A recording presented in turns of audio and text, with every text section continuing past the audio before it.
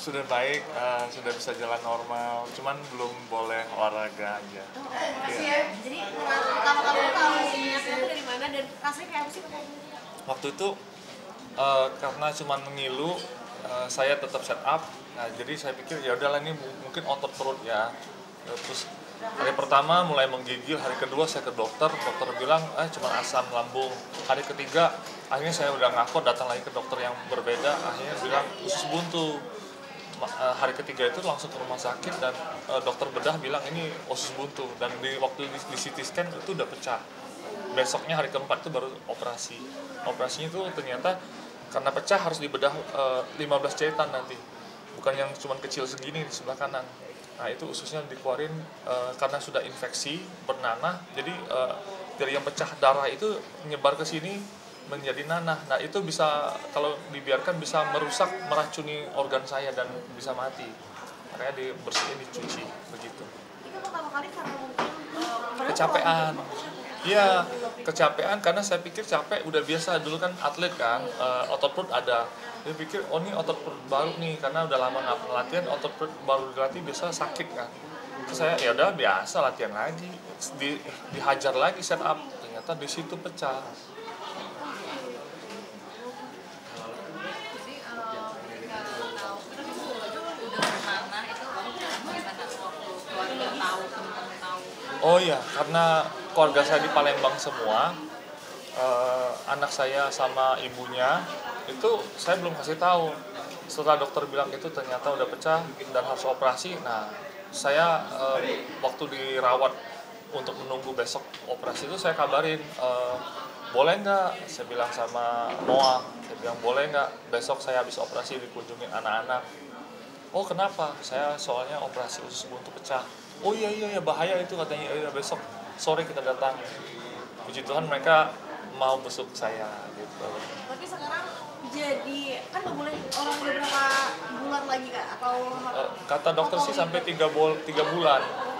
Dan katanya kalau sudah dibedah itu kekuatan dari pada otot sama kulit kita tuh tidak 100% lagi bisa pulih, cuma 90%.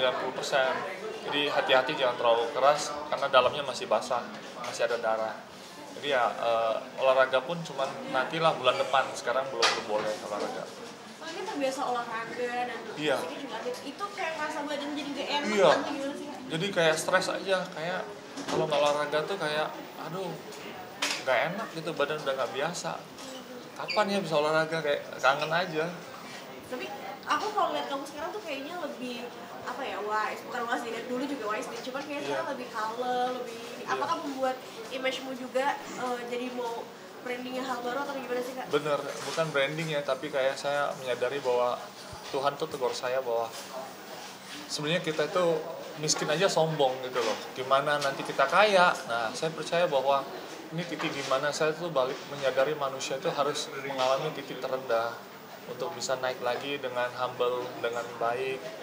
Eh, Musibah ini menegur saya bahwa kamu tuh sudah kena musibah, kamu tuh sudah tidak punya keluarga, bahkan dokter tuh bingung loh nanti yang jagain siapa malam, nggak ada. Saya bilang keluarga mana ada di rumah masing-masing.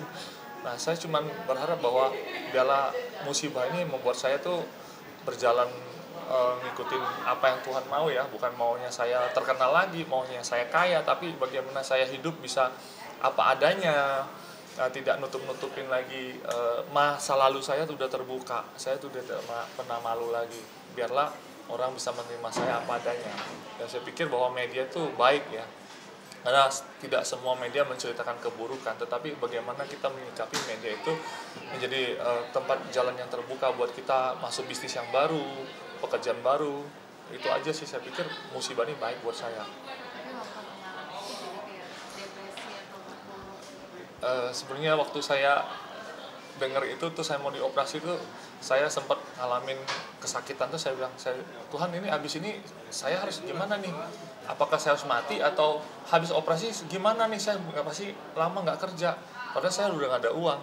Tapi di situ saya ngalamin bahwa depresinya tuh kayak saya serahin sama Tuhan aja, udah deh Tuhan, kalau saya dikasih hidup tolong kasih saya rezeki untuk saya bisa rezeki buat anak saya, buat masa depan saya sendiri, nggak mengganggu orang.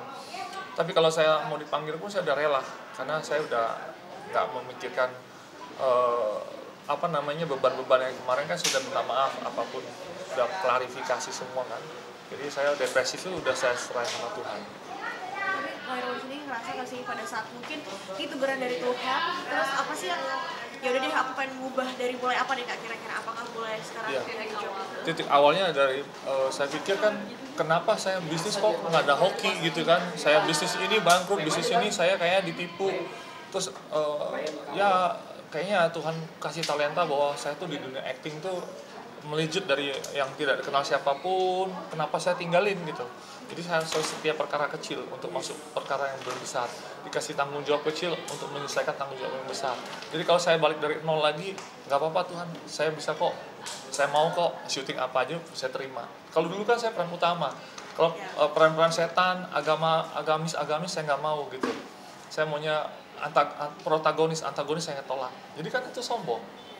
Jadi Tuhan mengubah saya dari